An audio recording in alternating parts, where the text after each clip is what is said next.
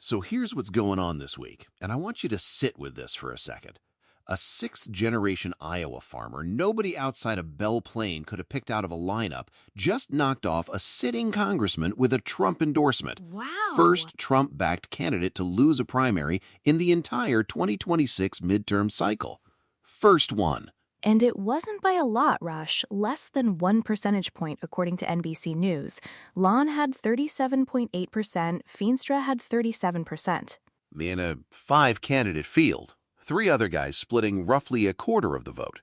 Right, so before we call this a crack in Trump's armor, there's some context worth working through. Oh, there's always context with you, and that's exactly why we're here. Because you know what nobody wants to say? The media handed you a MAGA is crumbling headline off a 0.8-point squeaker. We're not doing that. Appreciate the restraint. But today, we dig into all of it. Who is Zach Lahn? What is MAHA actually about? And whether Iowa is a one-off candidate failure or the first real signal of a movement with independent political muscle. We'll also walk through Trump's endorsement scorecard this cycle because context matters. One loss in a crowded primary is not a collapse. And we go to November. Democrat Rob Sand is sitting on a serious war chest, and Cook has this race as a toss-up. Does Lahn's MAHA win make him stronger or weaker in the general? That's the question that actually matters. That's the show. Let's get into it.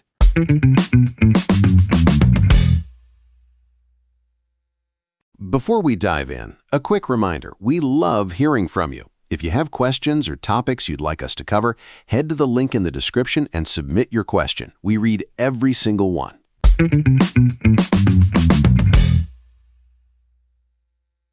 Less than 1 percentage point, 37.8 to 37. That's the margin in Iowa on Tuesday night. A guy named Zach Lahn just knocked off a sitting U.S. congressman who had Donald Trump's endorsement. Wow. And I want you to sit with that for a second. It's a genuinely stunning result. PBS called it a rare Trump setback, and NBC News was direct. First time in the 2026 midterm cycle, a Trump-backed candidate for governor, the House, or the Senate lost a primary outright. First time, out of 14 wins, 1 loss. Newsweek's got the running tally. And here's the thing, Trump didn't even jump in until the last week, last Friday. Posted on Truth Social that Feenstra was, quote, MAGA all the way. And it still wasn't enough. Didn't move the needle, not even close. Now, some people in Trump world are already spinning this. One strategist, NBC had the quote, said, and I'm paraphrasing, clearly a Randy problem. Barely won his own district. Which is a very graceful way of saying, we picked the wrong guy. Exactly right. They're not wrong, by the way. Feenstra skipped debates, stayed off the trail. According to PBS, he held almost no public events during the primary. That is a real problem in a 5-man race with no incumbent on the ballot. Right, and hammered him for it repeatedly. You know what nobody wants to say? This isn't just about one lazy congressman in Iowa. The MAHA movement, Make America Healthy Again, RFK's lane, just beat the Trump machine at the ballot box. That is a different kind of story. It raises a real question. Is this a one-race anomaly, or does it tell us something about where the Republican base is actually moving? And here's what gets me. Who exactly is this Zach Lahn? Nobody knew this guy 8 months ago. So how does a complete unknown with a family farm and a MAHA bumper sticker take out the establishment favorite in Iowa?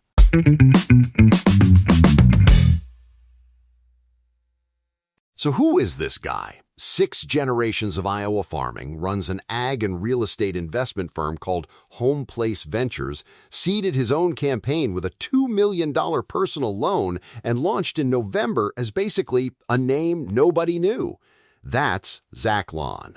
And what's worth separating out is the policy record. He's not just a MAGA guy. He ran on a total abortion ban, anti-woke school policy, traditional conservative planks across the board. MAGA was the flavor, not the whole menu. Right, but the flavor mattered, because in Iowa, with farmers getting squeezed by tariffs and soybean prices dropping after the China trade war, a guy talking clean water and corporate ag consolidation lands differently. That's fair. And NBC News reported he was leading Feenstra in 16 of the 19 counties that Steve King won in 2020. Think about that. King lost to Feenstra in 2020, and King's voters just returned the favor. Steve King, the ultimate revenge endorsement. Feenstra beat King 6 years ago. King hands his old counties straight to the guy who knocked off Feenstra. That is cold-blooded Iowa politics. And here's where I push back on reducing this to MAGA energy alone. Feenstra skipped every debate. CBS News noted he didn't attend a single primary debate. That's not a movement loss rush. That's a candidate who didn't show up. The no-show congressman. Yeah. I had a name for him all along, I just didn't know it. Dry. Congratulations. Look, Lahn also outraised Feenstra in the final stretch, January through mid-May, on top of that $2 million seed loan. So you've got a candidate who showed up, put his own money in, and ran a coherent message. Feenstra handed him the opening. Which is going to matter for the next conversation, because Trump's team already has a line ready on why this happened, and it's very convenient. Oh, I know the line, and we're going to get into it.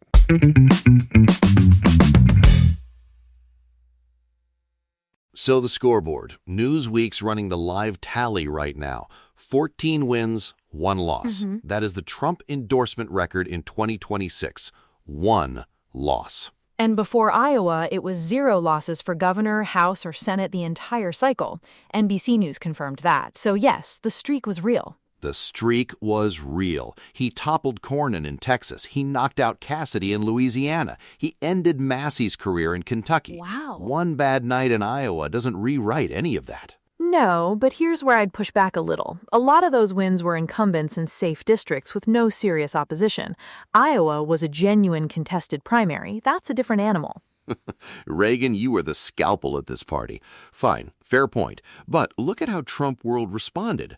A strategist told NBC, and I'm quoting here, "Clearly a Randy problem, barely won his own district." Oh, they had the press release ready before the votes were in. Yeah. They pivoted so fast. So we go with Lahn. That's fine. Word for word, the machine didn't even blink. And that's actually the more interesting story to me. The RNC framing held. Trump signals he's fine with Lahn in the general, and suddenly there's no schism. But Rush, the endorsement was 4 days before the primary. Feenstra couldn't even get it into his TV ads. 4 days. 4! The no-show congressman finally gets his endorsement and it's too late to use it. I almost feel bad. Almost. That timing matters for how we read this result. Was it Trump losing, or was it a late endorsement of a weak candidate who skipped every debate? Both can be true. And here's what gets me. The RNC spokesman still called Trump's endorsement, quote, the most valuable force in politics, worth its weight in gold after losing. That's either conviction or it's a man talking himself off a ledge. Probably both, but the number that sticks with me is this, Rush. Lahn won by roughly 1,600 votes while being outspent by nearly $1 million. MAGA Money and Woots won that, which means that coalition has real teeth now, and that's worth its own segment. And that's exactly where we're going next.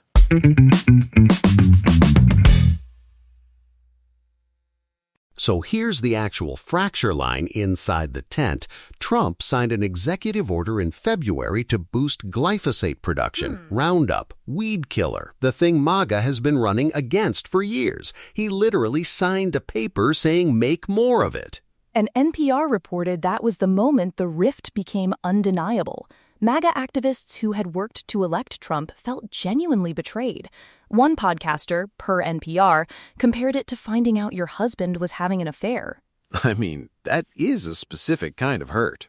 But it's real politically. They then protested outside the Supreme Court in April when the White House argued on Bayer's behalf, trying to shield Roundup from cancer lawsuits. Wow. MAGA activists and Democrats were literally on the same courthouse steps. MAGA activists protesting outside the Supreme Court over weed killer. You cannot make this up. And it gets more complicated. The MAGA PAC called Lahn's win, and I'm quoting their statement directly here, one of the most consequential MAGA movement victories of the 2026 election cycle. Turning Point Action also claimed credit. Both sides planting their flag on the same guy. So which coalition actually owns this win? That's the question. And per NPR, it's not just about Iowa.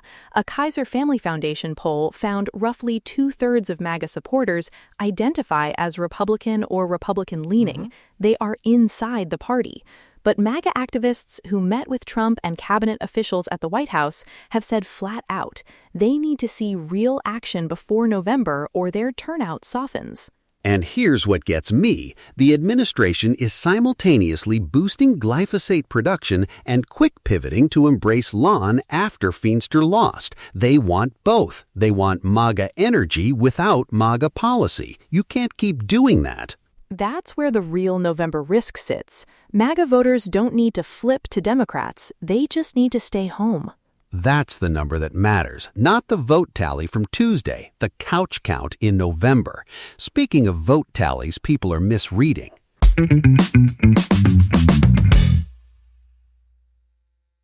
Breaking tonight, Trump's armor cracked. MAGA movement surges. Republicans in chaos. Iowa changes everything. That's your cable Chiron. You've been workshopping it. It writes itself, but here's what nobody puts on the Chiron. Lahn won with 37.8%. 5-candidate race. 3 other Republicans split roughly 25% of the vote. Right, so you're calling a seismic realignment off a margin that fits inside the margin of error in most polls. Steen alone pulled nearly 15%. 15! Iowa Capitol Dispatch had all 5 candidates on that ballot. Which means we don't actually know how those votes split ideologically. Steen voters aren't a monolith. Some were anti-Feenstra, some were anti-MAGA, some just like the guy. Cable news knows exactly what they were. They were all a seismic crack. Look, Newsweek's own tally has Trump at 14 wins and 1 loss this cycle. 1. And PBS framed the Iowa result as a rare Trump setback. Rare. That word is doing a lot of work.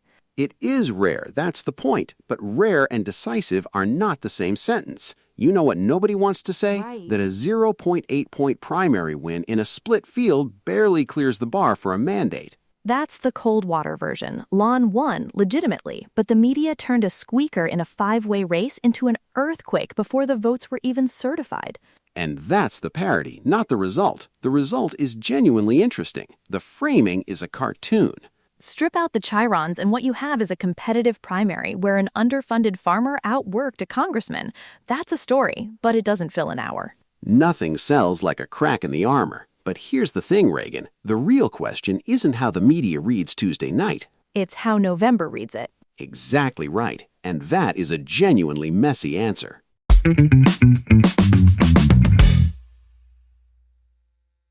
So, November, that's the real game. And here's what nobody in Republican circles wants to say out loud.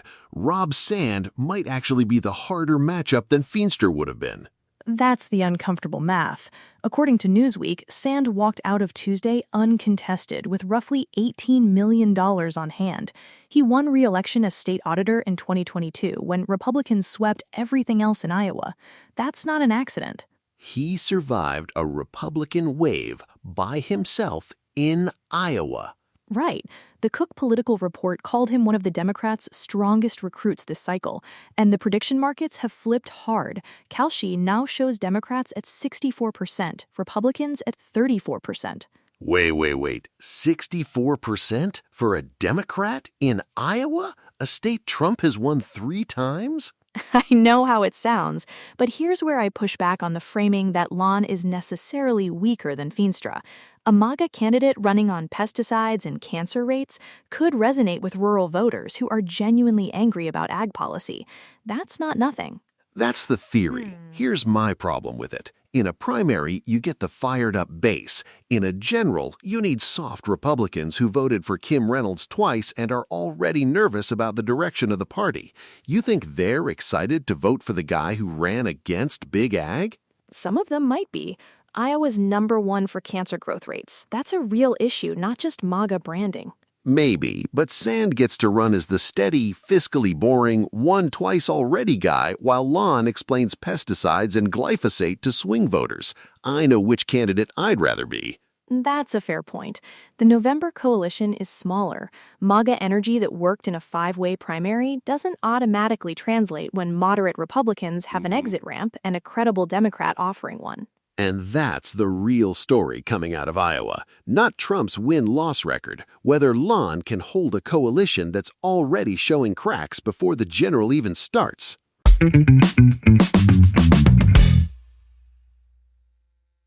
So here's my verdict. Tuesday wasn't a collapse of Trump's machine. Newsweek has him at 14 wins and 1 loss this cycle. One, in a 5-way race where the guy he backed skipped every debate. Feenstra did lose on his own merits. That part's fair. Right. Candidate-specific failure. But here's what nobody wants to say. MAHA doesn't care about that distinction. They won, and they're already calling Kansas. According to AgriPulse, a MAGA Institute-backed candidate for Kansas governor already cited Iowa as his model the day after the primary. The day after. So this intra-conservative fight isn't a footnote, it's the next chapter. And that's the tension going into November. Iowa is a toss-up. Cook rates it that way. Lahn's cash is burned. Sands sitting on $18 million. The coalition that just won a primary has to reassemble without a common enemy. Their common enemy was a congressman who didn't show up. That's a low bar to clear. It really was. So my read, Trump's endorsement power is intact with an asterisk. The asterisk is MAGA. They've got real voters, real money, and now a real playbook. You can't dismiss that after Iowa. I'd go one step further. The deeper story isn't whether Trump last Tuesday. What is it? It's whether the Republican Party can hold 2 coalitions together through a general election in a state that a Democrat is already favored to win. If it can't, that's the story of 2026, not just Iowa. Wow. And every MAGA candidate watching from Kansas, watching from wherever, just got the answer to the question they were all asking. Can this movement actually win? They won a primary. Winning a general is a different test, and that test starts now.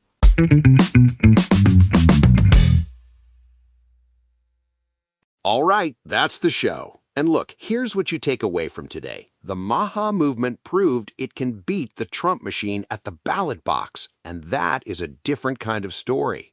And the honest frame is it was a squeaker. Lahn won 37.8% in a 5-candidate field.